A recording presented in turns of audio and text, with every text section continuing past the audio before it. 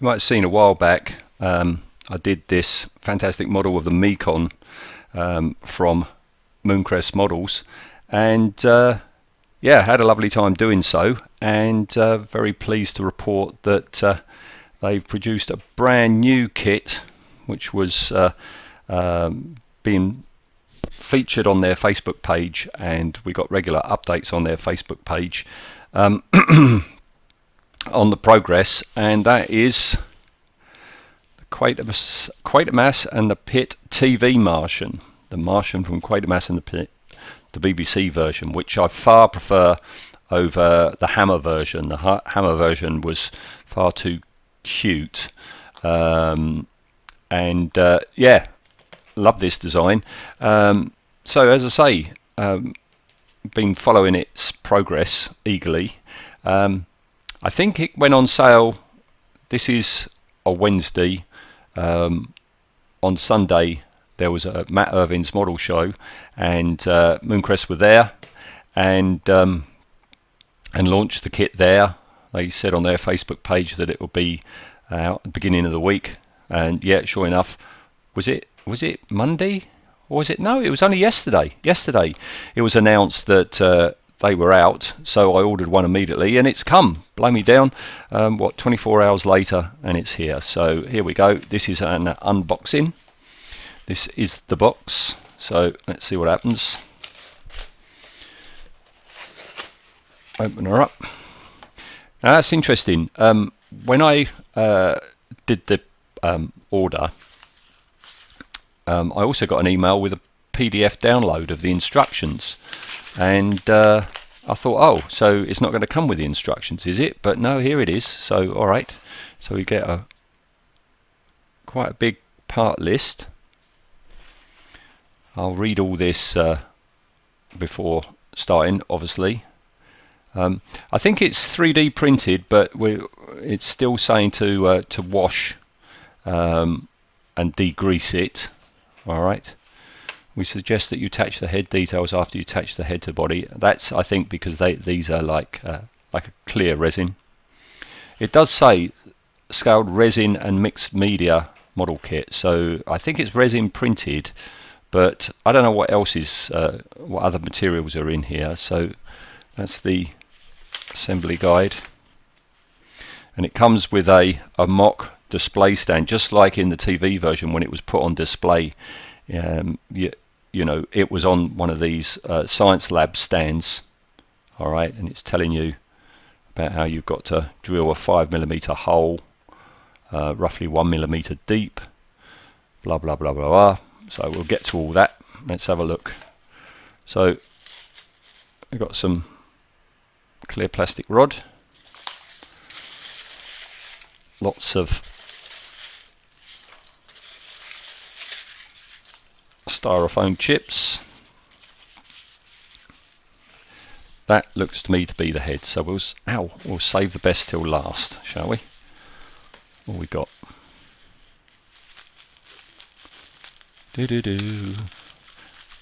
Quite glad at the moment my workbench is quite clear and ready. I'm doing a Patreon spacecraft, but that's really all. Yeah, so here we go. Here's the mixed media then. So these are the limbs. No sign of it. Oh, there's a bit of flashing there. Okay, there's a bit of flashing, bit of a mold line. We've got the wire. I think this is for their like little antennae things. And yeah, see that there's one of the eyeballs. All right, and oh, that grey bit is the clamp for the stand. I think that bit's for the stand. All right, that's good. Guess this is the base. Let's open him up, have a look.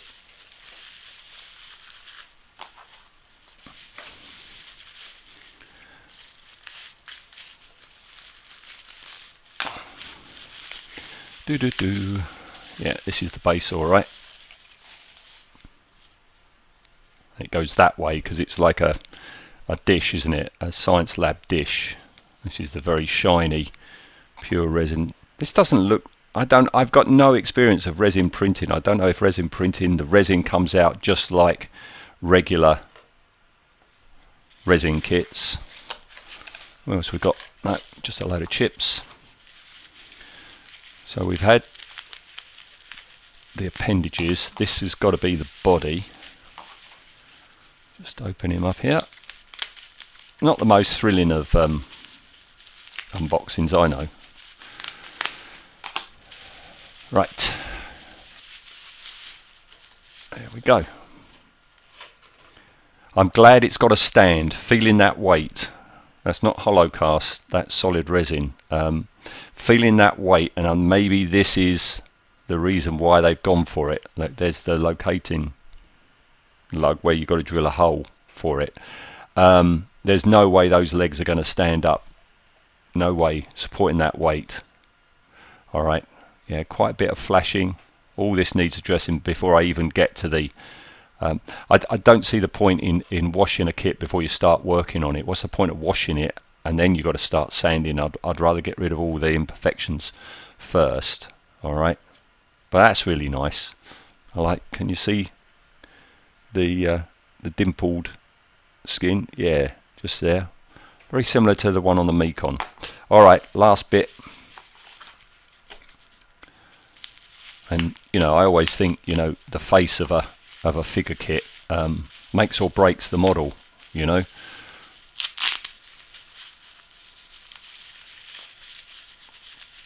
Oh, I can see him.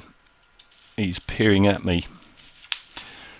Yeah, I'm looking forward to this. As I build it, I'm going to be thinking about what I'm going to do colour-wise, because of course the TV version was black and white. Look at that. Can you see all right? I'll turn the light off.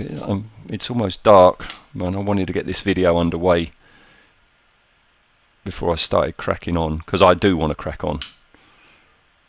There we go. Oh, that looks lovely. Very, very nice. And look at that. Proper keyhole, key point. Does he fit? Yep, he fits in there all right. Bit of puttying is going to be needed in there, but if I tidy it up, yeah, we've got flashing just here. That could be the reason for that not sitting quite right. So I'm on my way to Hobbs End then. Let's get started.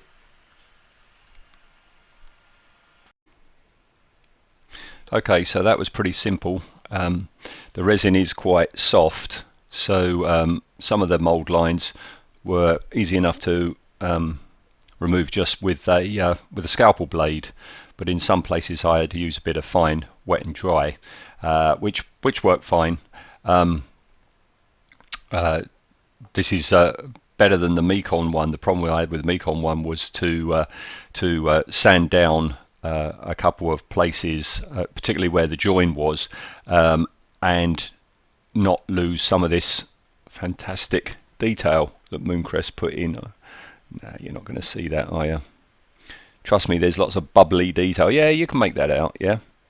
Hopefully that will come out in the painting. It wasn't a case here of a bit of flashing stopping that sitting properly. I've removed it and it's still not quite down, so after gluing I'm going to have to put a bit of green stuff along there. Alright, so that's the torso. Onto the head, I've opened up that packet, and here we've got a couple of his antennae which go in those two holes there. Those smaller holes I'll be explaining later on in the build. Alright, so that's the head. Also he's got his main arms, and then he's got these secondary things, and these were in that packet as well. So yeah, it was just a bit of flashing on the sides of them, so I've got to snip them off soon. Alright, everything's had a wash as well after I've done the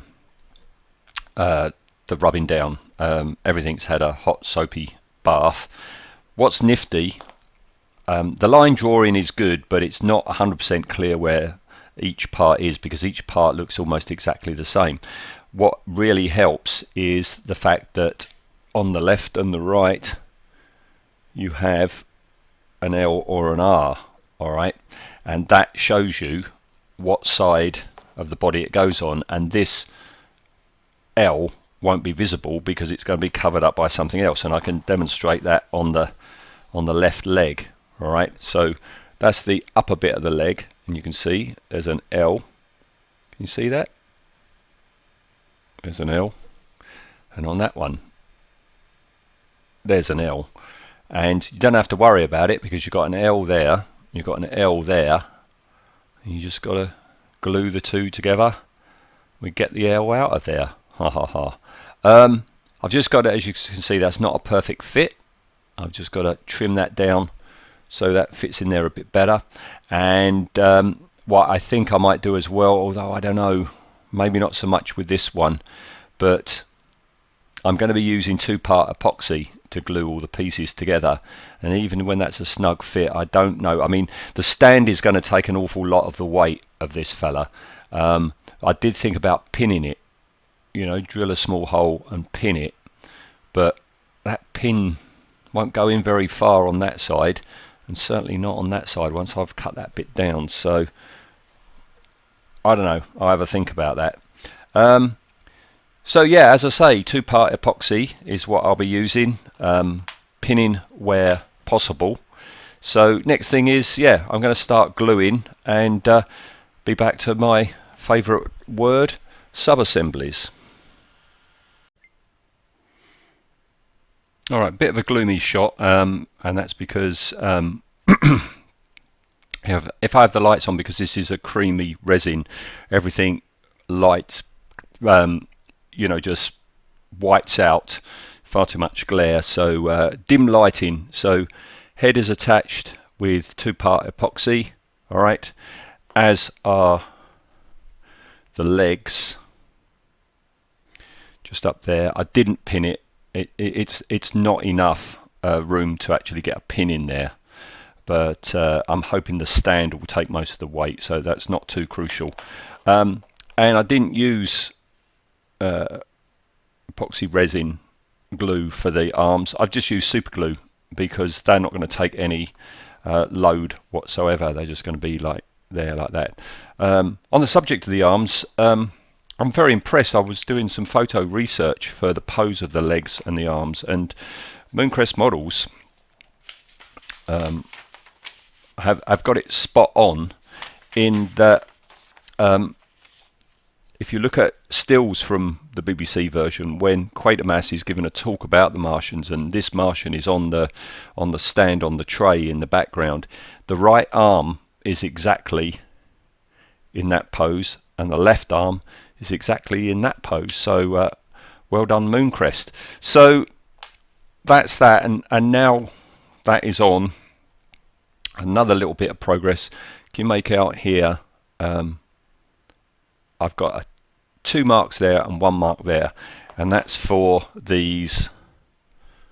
These are the clear amber eyes plus eyelid. All right, and you can see there I've got 2 marks there, so that's the left eye, and basically I've pushed them in, very snug fit. Don't even need any glue, I don't think. Very snug fit. What I've done is I pushed them into the eye socket, and then I've taken them out because it's going to be a lot easier. I've got to mask up this area, the clear bit. I'm looking forward to how this is going to look, these eyes. It's going to be a lot easier to pull them back out, and I'm going to mask up all the way around there, and they will be covered up until after all the painting is done. So once I've done that, I'm not going to see that again until the model is finished. Alright, so that's what we've got to do, push them in. Got the 2 little mandible things that you can see there, got to glue them in, and the little antennae on the back. Oh, there are the little mandible things, and they are little. A bit worried I'm gonna mistake that for a toenail clipping and throw it away. And the other thing to do, and this has been quite fun, it says about how there's these little indents in the back, right? And it says these will need to be drilled with a 1mm drill bit so that the wire antennae can be inserted. These are made with copper wire, which is supplied. This needs to be cut into roughly 6 75mm lengths and then bent into odd shapes, and one end glued into the holes that you previously drilled. Because yeah, it's not that clear in the photos, or even if you watch it, that you have got this random jiggly stuff going on. But I've done it. What I've done is I've you've got two there. Yeah, I cut 75mm lengths of the wire, and then just kept bending them, tweaking them, trying to make them look very, very random, not too much like, you know, a curved thing that you'd get on an oscilloscope. You know, put a bend in it, turn it through a bit of a degree angle, and then bend it a bit more. So they've been great fun to do, and I'm doing all this now before I attach the arms and the legs, because I figure if the arms and the legs are already on, that's going to be a heck of a job to be handling it all like that. All right, so I'm going to get the head done. Then what I've got to do, I'm a little bit worried that if I say I stick that arm there like that, and I'm happy with that, and I glue that in place like that, then I got to stick the leg on. Maybe the arm will be in the way of the leg. So I think the next thing I've got to do is stick both legs on, and as I say, I'm going to use 5-minute epoxy, which is pain because it usually takes longer than 5 minutes. And there's no way that you're going to be able to prop that in one position and hold it in one position. I've got to mix it up, wait like 3.5, 4 minutes until it's starting to go very tacky and go off, then cram it in, and I don't know, open a magazine at a page and read a page of a magazine or a book while I'm holding it like that 2 times. Then the arms, the lower arms that I talked about before, and then it's going to be primer time. So what I'll do is I will come back once he's assembled and ready to be put. Oh, one more thing, yeah, it also said here there is an indent for a 5mm hole. It says use a 5mm drill bit and drill in 1 centimetre, which I have done. That's the way the clear rod's going to go in. All right. So yeah, I'll come back once he's all assembled. Again, artificial light, because again the weather is hideous outside. So here we go. Working from the top down, I've put the big antennae on. These are the wire ones put on. Masked up the eyes fine. Mandibles on. And yeah, all 4 sets of arms are on. I was going to just blue tack these in place for ease of painting underneath, but look at the closeness of them all. That's not going to be practical. I didn't realise, I said last time that I'll put the legs on first because maybe the arms might get in the way of the legs. I hadn't realised until I studied excuse me, until I studied actually I put on the episode of Quatermass in the Pit to study it, and they're quite bandy-legged, these little fellas. So yeah, the legs didn't get in the way of the arms at all anyway. So yeah, that's the legs on, and the rear leg. He kind of will he do it for me? Are you going to stand up? Kind of sorta does. He did before I put the arms on. He's far too that way weight wise. He wants to fall over. I don't know how on earth he's going to stand with the stand, but he is ready. He is ready for primer. But as I say, the weather is absolutely hideous out there today, and it's forecast rain for the rest of the week. So yeah, it might be a while before I come back with the imp having a bit of paint on him. Okay, well, I managed to find somewhere indoors to spray him. So here's the fella, all sprayed in primer, looking a bit more solid now.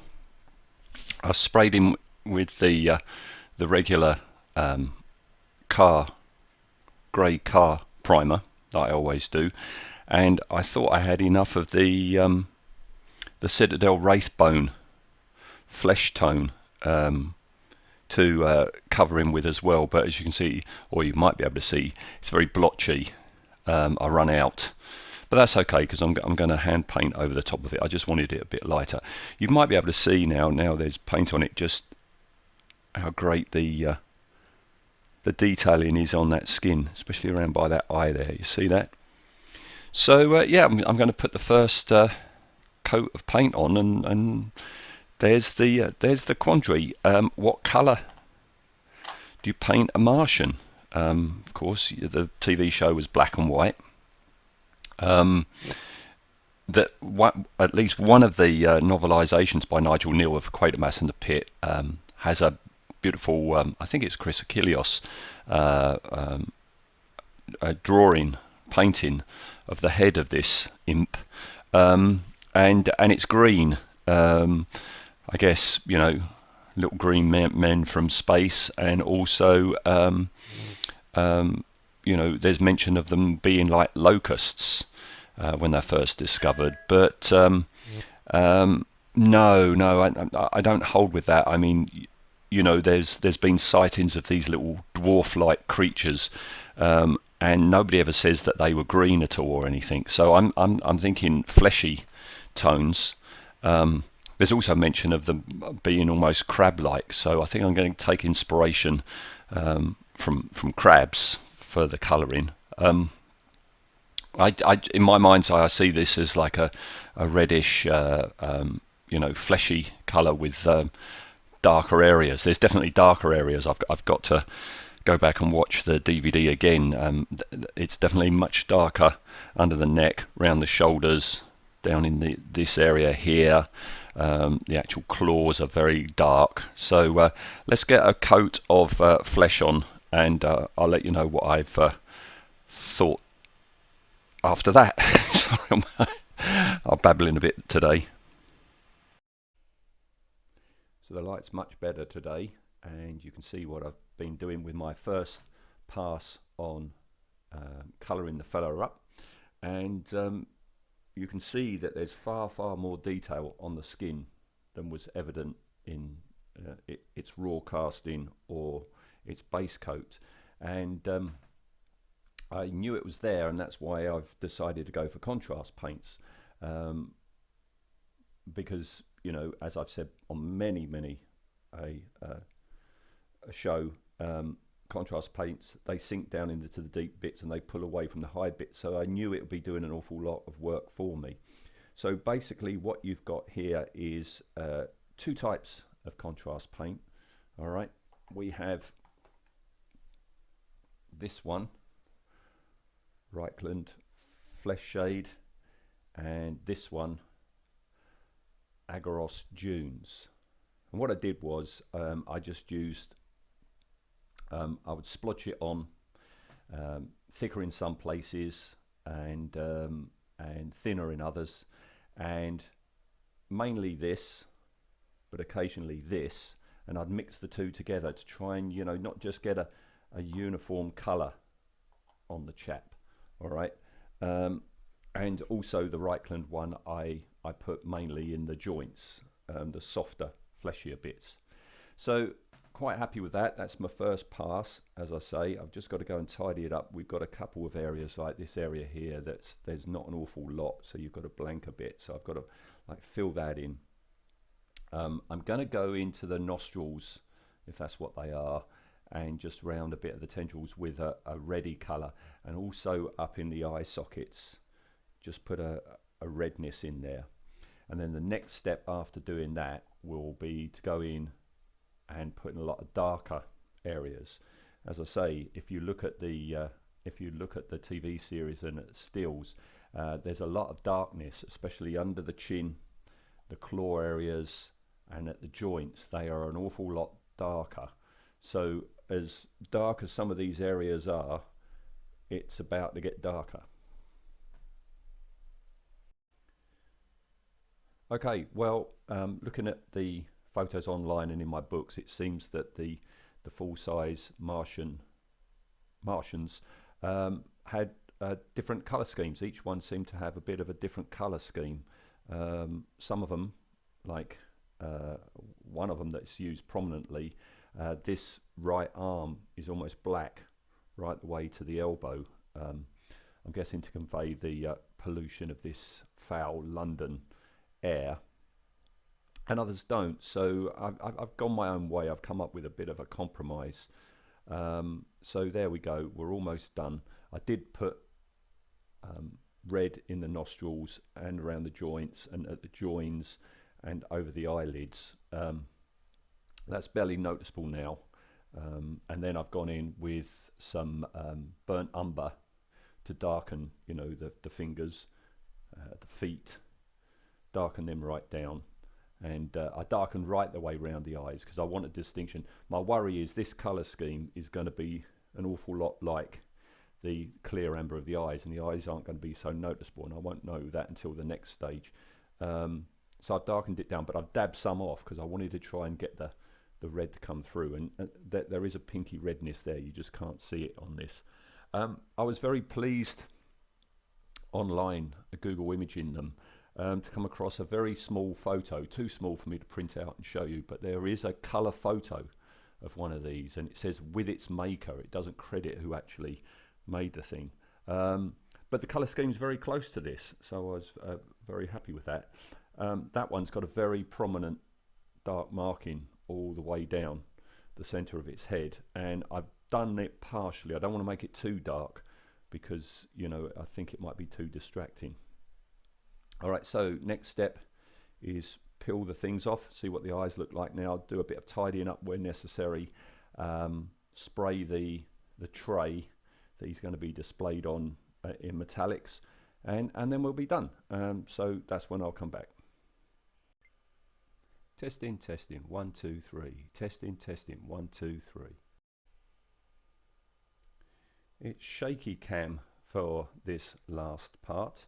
So here's the fella all done. Yeah, I was a bit worried the eyes are close in colour to the rest of the chap. So I don't know if you can make out, but I've gone over the eyes with a bit more of the red, just as a bridging thing between. I've cocked up big time. Here's the stand. It's meant to be the other way round. Something I did not spot in the instructions is he's meant to be standing in that tray, but those legs I've put on far too far apart for him to stand in that tray. If he didn't have the back leg, he could be straddling the tray and that would work. But yeah, it won't work. It won't fit. You can see here, that was a lovely fit. The clear tube into the holes and that bracket thing, and you can see here the bracket is going into his back, so he stands nicely, but I've had to do it, as you can see, it looks a bit daft. He's the other side of the tray. What I could do is get another bit of clear rod and just put it on a little wooden base to hold him, because yeah, he is still very, very front heavy. Yeah, it's my fault. I should have spotted that and have him keep his legs together. But I'm very happy with him. This has been a nice, simple, quick build. It's less than a week to do, even including all the washing and the prepping and the drilling and stuff. And I'm pleased with how the colour schemes come out. So well done, Mooncrest, another winner. And yeah, I'm looking forward to what you do next for us.